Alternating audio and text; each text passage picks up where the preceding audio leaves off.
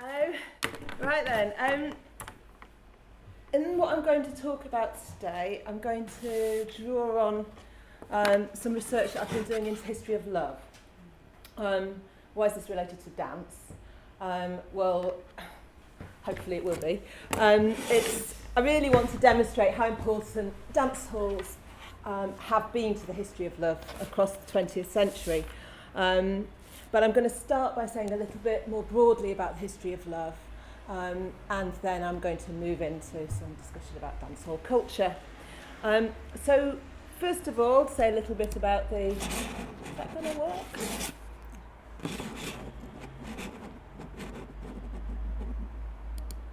Yeah, shameless self-promotion. Love. There are two things I want you to get about the history of love before we move on to talk about dancehall culture. Because I think that the 20th century, and particularly the period of the 1940s and the 1950s into the 60s, is significant, is quite particular in terms of the history of love. In large part, this is about rising expectations. The shift from a partner being good enough if they're clean and not too unpleasant, towards being a good partner if they transform you and provide a soulmate for you. But there are two other key factors in how love is sort of located in everyday life that I'd like to just flag up. The first is the popularity of marriage and the mapping of love onto heterosexual marriage. So this is a period when more people marry than ever before or since.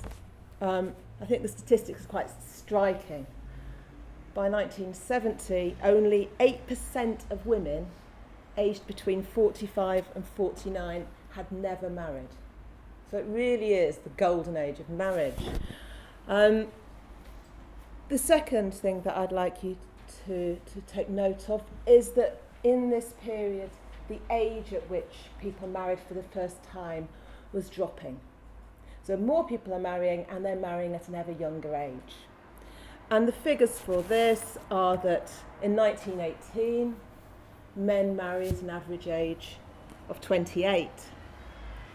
By 1971, that age is 24.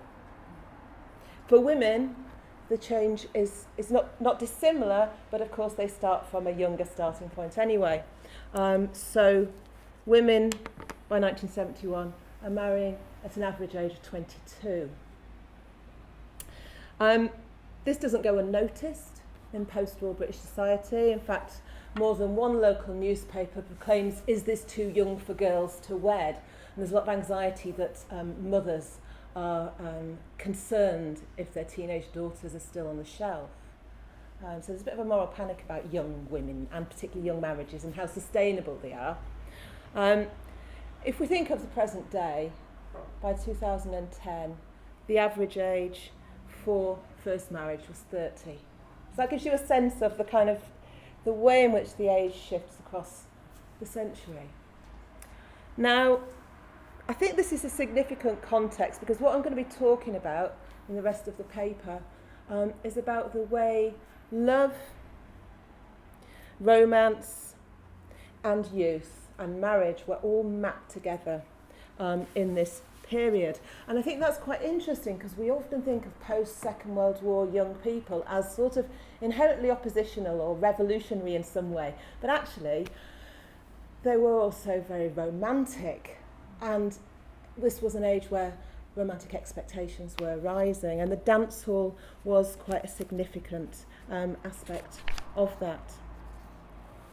Certainly in this period, the opportunities to meet partners seemed to be limitless. In the research I was doing, to make this work again, they're always tricky, these things, aren't they? Oh, done it. There's the marriage. I love that. It's a bit out of our period. It's a bit earlier, but it's just so modern marriage and a free string of pearls for every bride. It's just so beautiful. Such a beautiful. It didn't last very long, this particular magazine, sadly.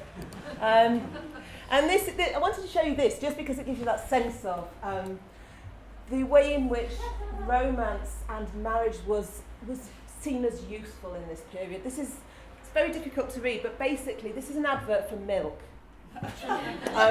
And milk is in this advert described as the beauty pinter, because if you drink enough milk, you're bound to get a proposal, which is we may all want to remember, or we may want to avoid milk because of this. So this sense that sort of the youthfulness of love and romance, and particularly marriage in this period, and of course the places that people did meet were just vast, whether people met on the streets, whether they met at a football match, whether they met down the cinema, whether they met on before the war in places known as monkey walks or monkey racks or bunny runs, the informal places that people met. During the war, the places that people met changed again. New lives in the services and in industry expanded the opportunities for people. New people came on the scene in Brighton, of course, and in Sussex more broadly. We have the entry of Canadian servicemen who expanded the field of romantic opportunity for women. And as each new leisure form developed, it was used by young people as an opportunity to meet people with whom they could go out and potentially contract some form of commitment. Even such apparently unpromising leisure venues such as the Wimpy Bar, which emerged in 1954 as a kind of a modern aspect of the Lion's Corner House cafes, was immediately taken up as an opportunity for young people to court. But I think perhaps the most fondly remembered of all of the places that people met and courted was, of course, the dance hall, and that's what I want to really talk about now.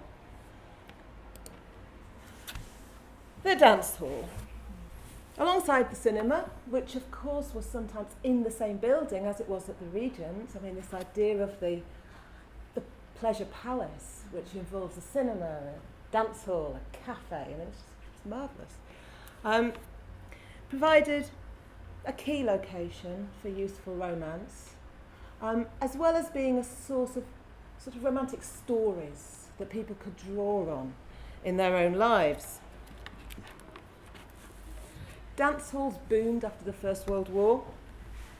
One local newspaper in 1925 said, to quote, trying to get in, dancing is undoubtedly getting a firmer grip of the people every day.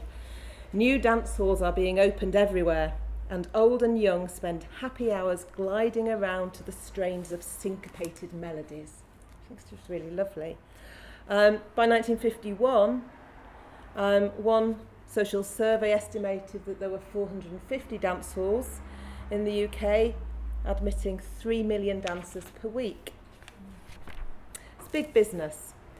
Manchester Evening News, for example, in 1955 claimed that more people go dancing on a Saturday night than go to football matches in the afternoon. Nonetheless, dance halls were not universally welcomed across their history. Different dance halls carried different reputations and status depending on where they were, how much they cost to get in, and crucially, who else went. Some parents might forbid their daughters from attending particular dance halls, especially where these were licensed on the grounds of respectability. One Manchester woman I interviewed for a project on leisure said that her parents restricted her attendance at dances to ticketed dances. She said, "You couldn't go to a public dance. My mother and father wouldn't let you. Now that was a dance where you could just go in and pay money, go in. They would only let you go to a dance that had tickets, church dance or a charity dance or something like that, because of who you'd meet." Places like the Ritz, which was a dance hall in Manchester, but there were local places like that. It didn't have to be in town. But those places, no way. So I asked her why. What was it about them? She said they thought you'd meet the wrong type of person, rough and perhaps dangerous, you know. And actually I remember, even it was a long time ago that I did those interviews, I remember the relish with which she said dangerous. You know? The Mass Observation Archive, which some of you know, which is houses the memories of ordinary people about the 20th century, provides us with lots of examples of middle-class attitudes towards dance halls. One 24-year-old BBC employee, a woman, single woman, in 1939 said, when asked, "I've never been in a dance hall, if by that you mean the shady-looking places, usually in the neighbourhood of Charing Cross Road and thereabouts, where you can go and dance, or more local paladed dance halls like the one in Hammersmith. I think of them as haunts of the less desirable sections of the lower classes." And a housewife said, "I've never been in a dance hall. I think they're all right for the lonely person who is keen on dancing, or the working class girl or fellow who has no other opportunities of meeting the opposite sex." So at the heart of the criticisms of the dance hall was its romantic potential. Indeed, the romantic underpinnings of dancehall culture were obvious to all. I'll just go through to here. The Tower Ballroom in Blackpool was described by Mass Observations investigators as a venue that, quote, sanctions the approach without introduction. Picking up and getting off are accepted as normal behaviour. One woman, Florence Turner, remembered travelling there from her home in Salford. She said, "Hair Marcel waved, clad in our long dresses and made up with Betty Lou face powder, drenched in Californian poppy perfume, we would board the train with our George Raft look-alike escorts, all set to dance the night away in Blackpool Tower." A little later, a survey in 1959 found that dance halls were the most popular place for meeting one's life partner. Over a quarter of the couples interviewed met this way. Of course, it's important to remember, fairly obvious, that not all young people went to dances, and not all dancers prioritised heterosexual romance. "I seldom, if ever, go to dances now, since I have definitely adopted a masculine attitude to life," wrote one woman in 1939. "If and when I do go, it is either where I can wear slacks and dance with my own women friends, or wear fancy dress and similarly avoid the necessity of dancing with men." And dancehall culture between the wars could support this kind of sociability. The Royal Albion Hotel in Brighton, for example, hosted women-only tea dances. And gay men rented working-class dance halls in London for weekly events. Nonetheless, whether gay or straight, dancers were not necessarily on the lookout for love. Dancing featured strongly in the pleasures sought by Blackpool holiday makers just prior to the war, but the motivation to dance was varied. The diary of one young woman demonstrated considerable stamina as well as a fairly relaxed attitude towards the week's dancing partners. And I want to quote this to you because it's quite nice at getting at the sense of the enthusiasm for dancing, but also the interchangeability of the dance partners. So she says in her diary, "Friday night, visit the Tower. Met two young men from Sheffield. Went into the bar and had a few drinks. Afterwards danced. Then on the promenade, strolled on the sands, had supper at cafe, chips and coffee. Arrived back at digs at 12 o'clock. Saturday evening, went to the Tower dancing.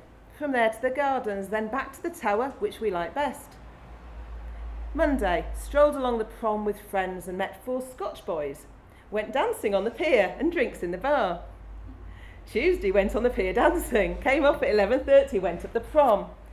Afternoon, we went to the Tower dancing till 4. Also had a walk in the aquarium and zoo.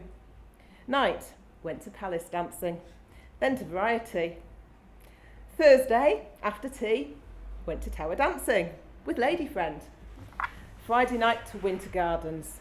picked up Sailor from New Zealand. Went and had a look round the amusements, one penny machines. He won me 2 bracelets and a powder box. We danced and then home.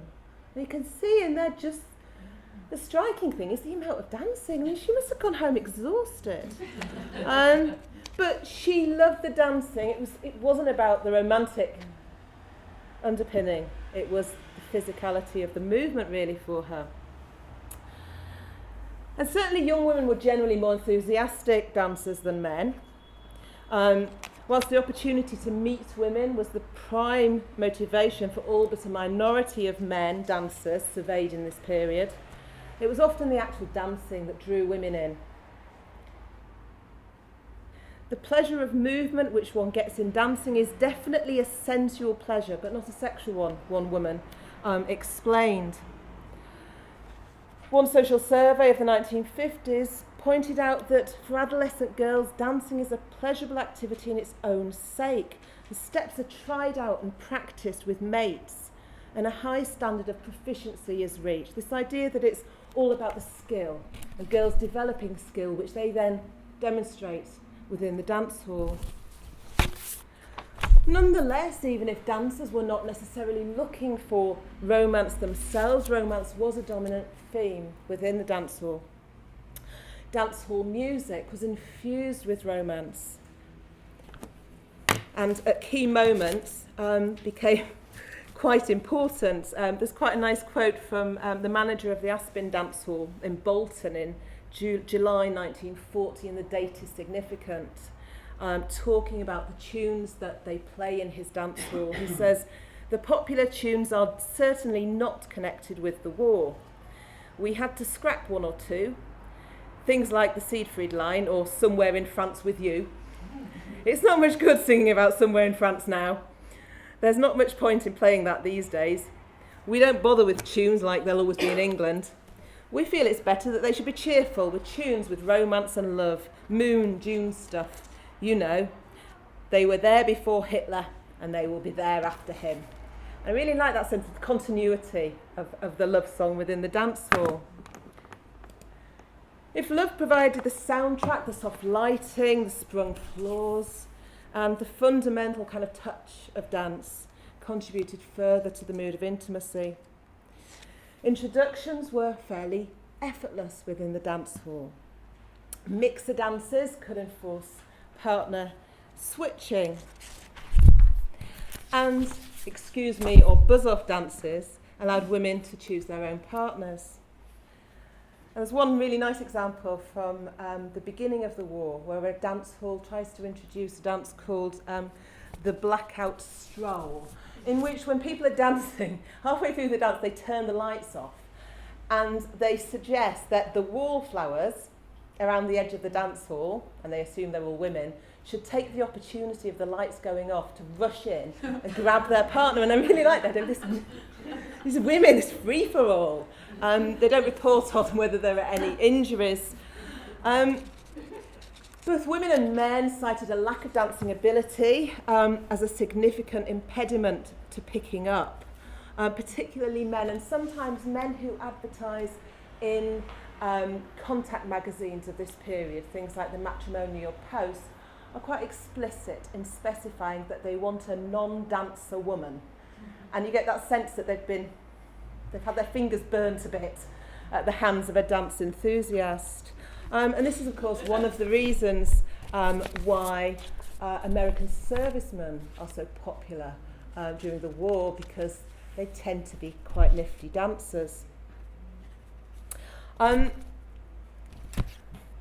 coming to an end now. Of course, those who failed to acquire a romantic partner through the dance hall did have a range of other opportunities and lots of other matchmaking possibilities. There were the contact magazines of this period.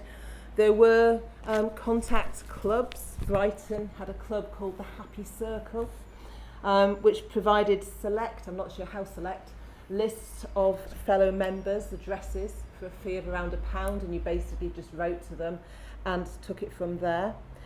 They all claim extraordinary success in matchmaking. It's difficult to quantify that success. Moving through the 50s into the 60s, we then see the advent of computer dating, of course, which for some takes the place of dance halls and the like. Dateline is established in 1966, and of course the computerization of romance, just as the way in which the internetification, if that's a word, of romance, both caused a kind of flurry of excitement about whether people's ways of partnering up were changing fundamentally. The thing I most like about computer dating is the fact that the Daily Mirror used it to try and find a suitable husband for Princess Anne. I don't suppose she knew.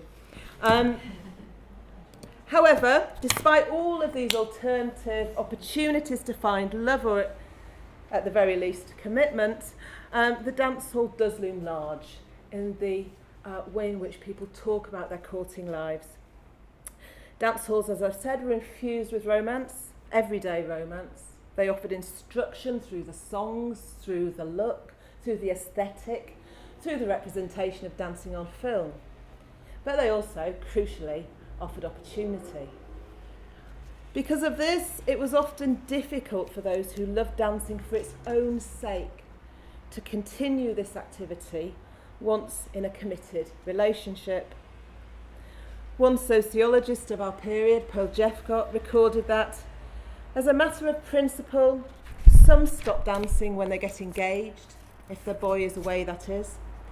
If they do not stop altogether, they go very much less, and say that somehow they are not interested in dancing anymore. Marriage, in the case of most of the girls of this study, puts an end to their dancing. Another sociologist of the 50s noted simply that dancing is extremely popular with the girls until marriage, when it is dropped at once. And I want to end with a quote from a woman I interviewed who was obsessed with dancing in her youth. All of her stories about leisure, about how much she loved dancing, and she particularly loved dancing on the sprung dance floor of the Manchester Ritz. And then she got married, and she said, "I'm awfully sorry that really my leisure ended when I started my family, which was 1948. I did try going dancing when we couldn't get babysitters or we couldn't afford them. We had one night out a week each, and he went out about 9 o'clock for a drink, got back about 11 and had a game of cards. And I tried going back to the Ritz with my sister.